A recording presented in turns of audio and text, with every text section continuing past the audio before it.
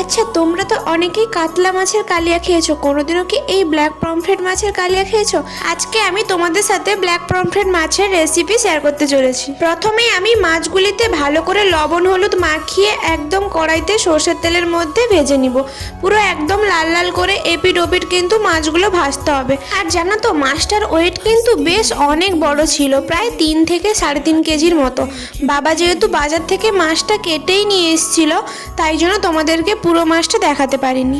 এবার ওই মাছ ভাজা তেলের মধ্যেই পেঁয়াজ কুচি দিয়ে দিলাম। পেঁয়াজটা একটু ভাজা হয়ে গেলে রসুন আদা বাটা, তারপরে টমেটো কুচি দিয়ে ভালো করে কিন্তু মশলাটা কষতে হবে। এবার কিছু গুঁড়ো মশলা, লবণ, হলুদ গুঁড়ো, লঙ্কা গুঁড়ো, ভালো করে মশলাটা কষা হয়ে গেলে পরিমাণ মতো জল দিয়ে দিলাম। ঝোলটা ফুটলেই কিন্তু ভেজে রাখা মাছগুলো ও 2টো চেরা কাঁচা লঙ্কা, গরম মশলার গুঁড়ো দিয়ে 5 থেকে 10 মিনিট মতো ফোটালেই রেডি হয়ে গেছে ব্ল্যাক পমফ্রেট কালিয়া। আজকের ভিডিও তোমাদের কেমন লেগেছে অবশ্যই কিন্তু জানিও।